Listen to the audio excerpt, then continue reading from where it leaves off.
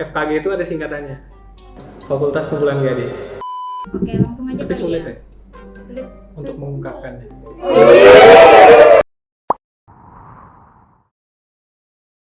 Halo guys, welcome back to Malidi Podcast. Sebelumnya kenalin dulu nih, aku di sini sebagai host Malidi. Nama aku Nur Kumaladanta dari Program Studi Administrasi Bisnis Universitas Mula Warman.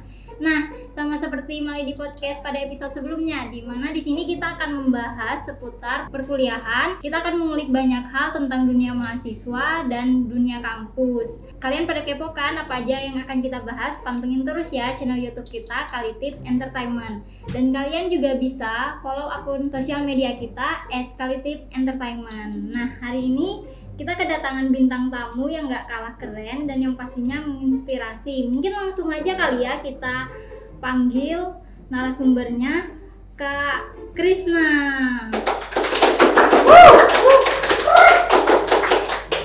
Halo Kak. Halo. Nah, Kak Krisna ini mahasiswa kedokteran gigi udah semester 6 ya Kak? Iya, baik. Udah semester 6. Udah semester 6. Oke, mungkin Kak Krisna bisa perkenalan diri terlebih dahulu. Oke, baik. Sebelumnya, perkenalkan saya Krisna Wahyu Wicaksono dari Program Studi Kedokteran Gigi Fakultas Kedokteran Universitas Mula Warman. Oke, kita langsung aja ya Kak, sharing-sharing tentang kedokteran gigi. Nah, awal mula Kakak memilih untuk kuliah di jurusan kedokteran gigi itu gimana sih? Apa emang keinginan sendiri atau saran dari orang tua atau gimana? Sebenarnya keinginan sih, Oh, keinginan orang tua. Oh, ya. Jadi terpaksa nih? Oh, enggak. Sebenarnya ada keinginan orang tua sama keinginan saya juga. Kebetulan orang tua juga support saya untuk masuk di kedokteran. Orang tua ngedukung ya Kak? Iya. Oke, untuk masuk ke jurusan kedokteran gigi tuh ada jalur apa aja Kak? Jadi yang sebagaimana kita ketahui, kalau Unmul ini kan Universitas Mula Warman ini negeri ya. Iya. Jadi itu ada SNM, SBM sama Mandiri. Kebetulan kemarin rezekinya di Mandiri. Mandiri ya? Iya. Ya. Untuk jurusan kedokteran gigi ini kakak udah belajar apa aja? Apa hanya seputar tentang gigi dari semester 1 sampai semester akhir atau gimana? Jadi kemarin untuk di semester 1 itu kita itu ada pelajaran nggak langsung dari kedokteran giginya. Jadi kayak ada pelajaran kedokteran umum dasar yang dimana kita pelajari tentang histologi kayak lab, laboratorium, terus kayak kita kemarin di kedokteran gigi itu juga ada kimia sama fisika juga loh. Oh, jadi nggak hanya belajar tentang gigi aja ya Kak? Iya. Tapi juga belajar tentang struktur tubuh manusia yang lainnya. Iya, betul. Suka duka yang udah pernah kakak lewatin selama jadi mahasiswa jurusan kedokteran gigi apa aja? Suka dukanya kalau dari pengalaman saya ya untuk bertanya dengan kakak tingkat, jadi kalau terutama di Fakultas Kedokteran Gigi itu kalau untuk sekarang saya sih lebih banyak sukanya daripada dukanya, karena memang jadi perjalanan untuk menjadi dokter gigi itu lumayan panjang. Jadi kalau tidak salah karena ada peraturan pemerintah yang baru yang dimana kita setelah mengambil koas atau dokter muda itu kita disuruh internship terlebih dahulu. Jadi ini kan saya masih di S1 ya untuk mengambil gelar SKG. Jadi setelah ngambil SKG itu kurang lebih untuk kuliahnya 4 tahun. Terus selanjutnya itu ada koas 2 tahun atau dokter muda. Nah di situ kita biasanya dilakukan lebih banyak praktikum langsung ke pasien, melakukan tindakan gitu. Dan nanti setelah koas itu kita ada internship yaitu setahun yang dimana kita ditempatkan di pedalaman. Nah, selama kakak menjadi mahasiswa kedokteran gigi, ada nggak mata kuliah yang menurut kakak sulit? Kalau untuk mata kuliah itu sebenarnya apa ya, kayak bisa dikerjakan, cuman kayak tergantung dari kitanya lagi. Cuman kalau jadi kan kalau kedokteran gigi itu nggak cuma teori ya, jadi kan ada praktikumnya juga. Untuk praktikum itu yang sulit itu biasanya di ujiannya. Kenapa tuh Kak bisa sulit? Jadi gini, ujian di praktikum di kedokteran, khususnya Fakultas Kedokteran di Unmul itu kan ada ujian OSCE namanya. Jadi ujian OSCE itu kayak kita itu setiap ruangan itu kita dikasih waktu 7 menit dan kita dikasih skenario. Jadi misalkan coba tolong jelaskan ke pasien bagaimana tahapan untuk preparasi tambalan gigi. Jadi itu kita kayak masuk ke ruangan selama 7 menit, itu dosen itu sudah dikasih checklist untuk kira-kira apa aja yang nanti kita jawab itu masuk nggak kira-kira di penilaian. Nah itu sih yang agak deg-degan, dan juga ada juga yang praktikum saat kita melakukan surveyor. Jadi kayak surveyor tuh untuk pembuatan gigi tiruan sebagian lepasan atau gigi tiruan full. Nah, jadi itu melakukan surveyor itu kayak banyak kan, apa kita harus menjelaskan secara detail dan juga alat-alatnya gitu. Selama kakak menjadi mahasiswa kedokteran gigi nih, mata kuliah apa yang paling kakak sukai? Mata kuliah yang paling saya sukai itu biasanya berkaitan dengan praktikum. Kemarin setelah sekian lama saya tidak menyentuh kampus, yang dimana kan kemarin ada COVID-19. Ya. Terus kami langsung praktikum mengejar semester-semester sebelumnya. Jadi kayak semester 3, semester 4 gitu. Jadi praktikum mulai semester yang enggak ke kampus gitu ya, Kak? Iya, jadi kan kemarin saya sempat nge-kampus offline selama semester 1 sampai semester 2. Jadi untuk semester 3, 4-nya itu ditiadakan karena itu berkaitan langsung dengan, gimana ya, bukan berkaitan sih sebenarnya, alat-alatnya itu yang ada di kampus gitu. Karena spill dikit nih, untuk di semester 2 itu biasanya kebanyakan interaksi kayak amnesis tuh kayak menggali informasi kepada pasien. Jadi kayak kemarin tuh ada pada anak kecil, ibu hamil, pada lansia gitu. Jadi itu bisa dikerjakan di rumah karena online. Jadi kalau untuk semester 3 dan 4 itu harus offline. Nah, cara untuk komunikasi sama anak-anak sama ibu hamilnya itu gimana, Kak, kalau online? Biasanya kemarin saya disuruh buat video. Buat video. Dan yang menjadi probandus lebih menjadi pasien ya. Itu kalau kemarin lansia ya nenek saya, kalau kayak ibu hamil ya mungkin bisa pakai tante saya atau ibu saya gitu. Orang-orang terdekat aja gitu, keluarga lah. Nah, kembali lagi di ruang mayat nih, Kak, ada cerita menarik nggak yang kakak lalui? Cerita menarik? Ya. Gimana ya, sebenarnya lebih bukan ke menarik sih, lebih ke excited. Jadi kita tuh kayak pingin lihat gitu loh, kayak yang gimana sih mayat itu gitu loh. Berarti kakak nggak takut ya? Enggak, kita tuh nggak ada sih yang kayak yang cerita-cerita anak luar bilang kayak harus jerit malam lah apalah. Kalau di kedokteran gigi nggak ada. Jadi kayak kita kemarin tuh memang ada di modul bagian anatomi, itu kita disuruh ke rumah sakit Abdul Wahab Sarani, AWS. Itu kita disuruh ke ruang kadaver atau ruang mayat, itu ditemani juga sama dosen pembimbingnya. Jadi kita kebetulan kan kalau di kedokteran gigi itu 29 orang ya, makanya sedikit. Dan for your information, FKG itu ada singkatannya, Fakultas Kumpulan Gadis. Kenapa bilang Fakultas Kumpulan Gadis? Karena di angkatan saya kan 29 orang. Jadi itu 25 orang tuh cewek, 4 cowok. Oh, berarti emang kedokteran gigi itu lebih dominan ceweknya ya, Kak? Iya, benar. Selama sistem pembelajaran di jurusan kedokteran gigi itu ada perbedaan nggak sebelum COVID sama sesudah COVID? Ada sih, nilai. Kenapa bisa nilai itu, Kak? Ya karena mungkin pengerjaannya tuh kayak tugas-tugas bisa di rumah gitu kan, dan lebih tenang aja daripada offline kan. Kita kayak ujian tuh harus diawasin sama pengawas gitu kan, kayak takut. Tapi sebenarnya di kedokteran itu setiap ujiannya itu, jadi kalau di kedokteran ini ujiannya berbeda, kurang tahu ya kalau sama fakultas lain. Cuman kan kalau teman-teman saya nanya lagi UTS kah, lagi UAS kah, ujian akhir.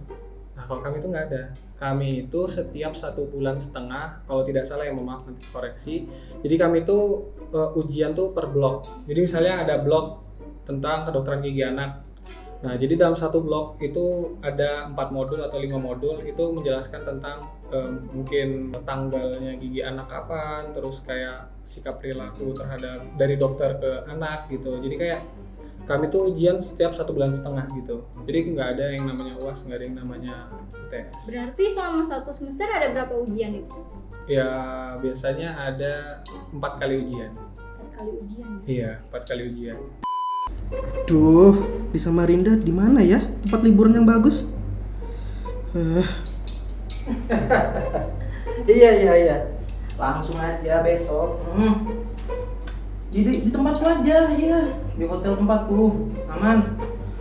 Tempatnya luas, ada kolam renangnya, bisa ada gedung serbaguna juga, bisa dipakai. Iya. Soal pemandangan cuma di atas gunung Pesakura, Kota Samarinda. Wih, asik banget pokoknya. Untuk harga aman, banyak promo. Iya. Oke, besok ya langsung liburan, healing. Iya, healing. Liburan? Healing kita. Yoi. Mantap, nanti aku hubungin lagi. Oke, makasih. Ya, ngapain? Liburan kemana mas? Liburan di Samarinda masih hari ini masih bingung hotelnya. Milih hotel gimana sih? Pusing lah. Lah, emang kamu belum dapat? Belum. Aku kasih tahu nih. Di mana? Ada hotel namanya Mesra Business Resort and Hotel. Itu di mana? Di pusat kota, di depannya Plaza Mulia, dekat mall, dekat pasar, banyak pokoknya di pusat kota. Enak. Iya. Ada kolam renangnya? Ada dong. Masa? Kolam renang kan? Iya. Mau cek langsung nih? Boleh. Ayo. Ya ayo. Untuk praktikumnya sendiri tuh Kak, misalnya disuruh beli alat kayak misalnya gigi gitu. Nah, itu beli alat-alat kayak gitu tuh di mana tuh Kak? Jadi gini, kalau untuk alat sendiri itu biasanya disediakan sama himpunan mahasiswa kedokteran gigi sendiri, atau bisa kita cari sendiri. Jadi kadang hima itu ada di danusnya, itu biasanya ngasih list untuk alat-alat apa aja yang digunakan pada semester 3, semester 4, semester 5. Dan juga kalau untuk gigi, jadi kalau untuk adik-adik semua yang mau masuk ke kedokteran gigi itu harus dipersiapkan jauh-jauh hari untuk mencari gigi. Jadi kalau misalnya ada kenalan kalau ada kenalan dokter gigi, itu bisa kita kayak siapkan tempat. Terus kalau misalnya ada gigi yang dicabut, itu bisa kita minta. Atau siapa tahu juga kadang, kalau saya sih kemarin dikirimin gigi dari keluarga yang di Jawa, sama dari Jakarta ada. Nah, itu bisa minta sama dokter gigi kenalan gitu ya Kak? Iya, bisa. Nah, untuk itu tuh gratis apa ada bayarnya gitu? Jadi beda-beda sih. Biasanya kalau ada juga, saya pernah naruh tempat itu, jadi kayak kita setiap sediakan kayak tempat bowl gitu, kayak kecil, kayak tempat seres-seres gitulah. Iya. Terus kita belikan alkohol 70%, terus kita taruh di puskesmas, atau kalau yang gratis biasanya di puskesmas sih. Jadi kayak kita minta titip ke dokter giginya gitu loh. Dok, nanti perkenalkan diri lah pastinya kan, dari mana gitu, tujuannya apa untuk praktikum, lalu kita taruh, nanti baru sebulan baru bisa kita ambil. Kalau yang dokter gigi itu ada yang beberapa dia ngasih tarif harga, kadang satu gigi bisa 75.000. 75.000 ya Kak? Iya, sementara kan kalau sudah koas setelah ambil sarjana kedokteran gigi itu kita harus lengkap 32 gigi. 32 gigi. Ya, kadang ada juga kok di online shop yang jual satu set itu biasanya ya range harganya kena 2,8 sampai 3,2. Cukup mahal juga ya Kak? Iya. Kakak ini kan udah kuliah di kedokteran gigi udah semester 6 nih Kak. Iya. Nah, udah pernah belum ngobatin keluarga atau temen yang misalnya punya keluhan sakit gigi gitu? Kalau saya sendiri sih kalau untuk melakukan tindakan itu belum berani, karena juga kebetulan kan saya baru di semester 6. Kebetulan itu juga ada baru praktikum anestesi sama pencabutan gigi. Pencabutan gigi ya? Iya, itu belum dipelajarin. Jadi kalau keluarga itu biasanya saya sarankan obat apa yang digunakan gitu. Jadi kalau untuk cabut atau semacamnya itu belum Tindakan berani ya Kak? belum. Karena bahasanya belum berkompeten juga. Oh, jadi Iya. belum berani gitu ya? Belum berani. Oke, kita udah ngobrol banyak nih sama Kak Krisna tentang seputar kedokteran gigi. Dan ini juga bisa menjadi informasi nih buat para maba-maba yang misalnya kepo tentang jurusan kedokteran gigi, yang misalnya tertarik untuk masuk kedokteran gigi. Mungkin biar tambah seru kita langsung main games aja ya kali ya Kak? Boleh. Kayaknya seru deh.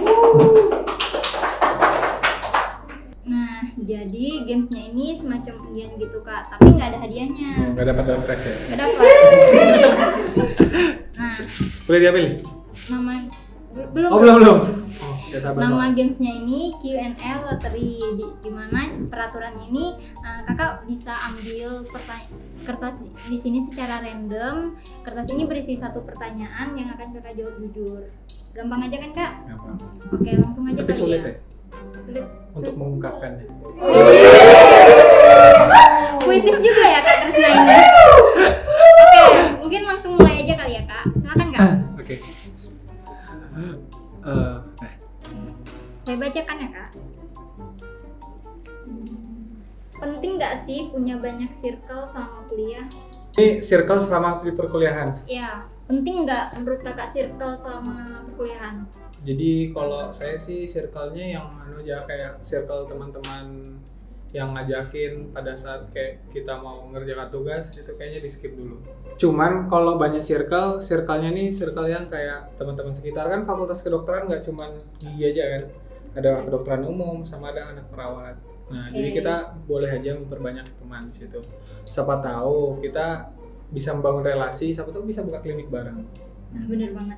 Jadi circle Kak Krisna ini nggak hanya seputar anak-anak kedokteran gigi ya, tapi juga ada anak dokter umum, kedokteran umum, dan juga perawat. kan kalau dokter gigi laki-lakinya 4 ya. Iya. Jadi kayak harus solid terus gitu. Nah, bener banget.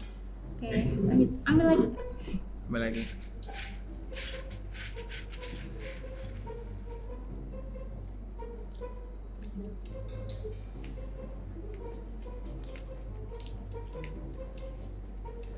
Pertanyaannya, jika kamu bertemu dengan dirimu 5 tahun yang lalu, apa yang ingin kamu sampaikan?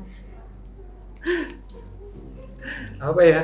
Ya pasti kayak bisa harus lebih baik lagi, karena kan memang saya akuin pas zaman SMA tuh kayak zaman-zaman yang agak terpuruk. Saya sering juga lo bolos, kayak sering main ke warnet, kayak masa-masa hype lagi main gamenya itu pada masa SMA gitu loh. Jadi kayak harusnya saya harus bisa lebih baik, jangan sampai masuk lewat jalur mandiri. Zaman SMA. Oh, itu zaman masih labil-labilnya ya kak. Iya. Jadi mungkin jadi wajar aja. Nah, kita udah ngobrol-ngobrol seru tadi sama Kak Krisna, terus juga Bener udah banget. main games juga, dan gak kerasa kita udah sampai nih di akhir obrolan. Mungkin sebelum kita closing, Kak Krisna bisa kasih tips and triknya nih buat adik-adik yang mau masuk ke kedokteran gigi. Kira-kira apa aja sih yang perlu dipersiapkan? Mungkin yang pertama siapkan mental, karena memang transisi dari SMA ke kedokteran itu nggak gampang ya. Jadi kayak terus kayak kalian mumpung yang masih pelajar, masih ada waktu, itu kalian benar-benar untuk belajar untuk persiapan SBM, atau enggak kalau bisa syukur-syukur kalau lulus dari SNM. Mungkin itu aja sih kalau dari saya. Nah, itu. Jadi ada 2 ya, persiapan mental sama persiapan belajar-belajar gitu ya Kak. Karena kalau nggak lulus di SN bisa coba di SB SBM. sama SM. Iya, mandiri. Siapa tahu keterima kan, Iya, kayak Kak amin. Krisna. Nah, terima kasih banyak nih buat Kak Krisna yang udah sharing banyak hal tentang dunia kehidupannya sebagai mahasiswa kedokteran gigi. Semoga impian Kak Krisna menjadi lulusan kedokteran gigi, sarjana kelulusan kedokteran gigi bisa segera terwujud ya Kak. Amin. Nah, terima kasih juga buat kalian yang udah nonton ini sampai selesai. Jangan lupa buat like, comment, and subscribe. Sampai jumpa.